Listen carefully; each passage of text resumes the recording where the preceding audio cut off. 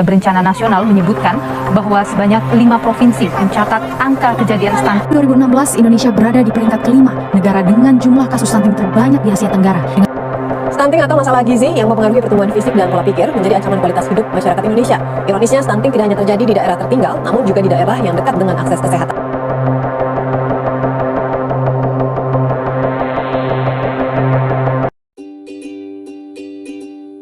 Assalamualaikum warahmatullahi wabarakatuh. Waalaikumsalam warahmatullahi wabarakatuh. Hari ini saya dan teman-teman saya akan membahas suatu topik masalah yang lagi ramai dibicarakan di masyarakat, di mana menurut Menteri Kesehatan 4 dari 10 anak Indonesia mengalami stunting, di mana angka stunting di Indonesia pernah menginjak angka 26,67%. Dan angka ini termasuk angka yang cukup tinggi. Nah, stunting itu seperti apa sih? Ciri-ciri, penyebab, dampak, dan pencegahannya seperti apa? Di sini saya beserta teman-teman saya, yaitu Jihan, Ayu, Ica, dan Fikri akan membahas seluk-beluk mengenai stunting. Mungkin kita awali dengan pengertian dari stunting. Stunting itu seperti apa sih? Ada yang tahu nggak?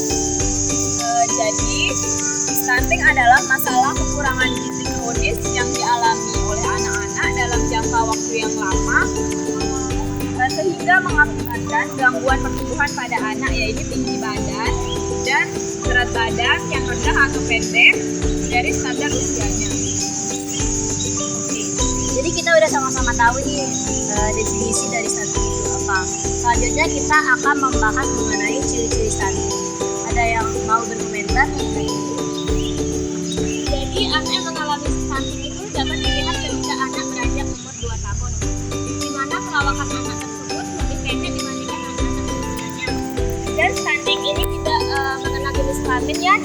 Jadi walaupun laki-laki dan perempuan beresiko terkena stunting. Yang kedua, salah satu gejala stunting yang kedua itu sering sakit. Ini dikarenakan kekebalan tubuh anak tersebut berkurang dan nutrisi yang ia dapatkan selama dari bayi sampai umur 24 itu kurang secara berkepanjangan. Dan yang ketiga, menurunnya kemampuan kognitif pada anak. Ini bisa kita lihat dari IQ anak tersebut yang rendah, serta anak yang umur 1 tahun itu biasanya belum bisa makan sendiri, anak yang berumur 2 tahun belum bisa mengucapkan kata-kata, dan ciri-ciri yang keempat itu wajah anak yang terkena stunting itu lebih muda. Mengapa demikian? Karena ini disebabkan anak yang terkena stunting itu perkembangannya itu lebih lambat dibandingkan anak-anak usianya, sehingga wajah dari anak terkena stunting lebih muda. Dan yang terakhir yang dapat saya sampaikan, pertumbuhan giginya itu terlambat. Ini juga sama dengan yang tadi. Pertumbuhan giginya itu terlambat dikarenakan anak terkena stunting biasanya lebih lambat pertumbuhan dan perkembangannya. Jadi seperti itu yang dapat saya sampaikan mengenai ciri-ciri dari stunting. Jadi itu tadi ciri-ciri dari stunting. Selanjutnya mengenai penyebab dan dampak dari stunting. Ada yang mau berkomentar nggak?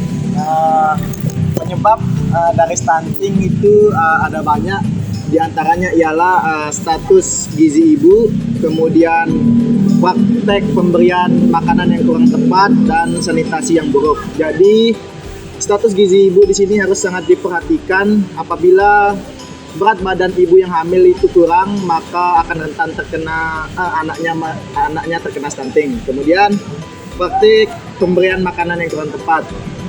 Selain ibu memberikan ASI, terdapat juga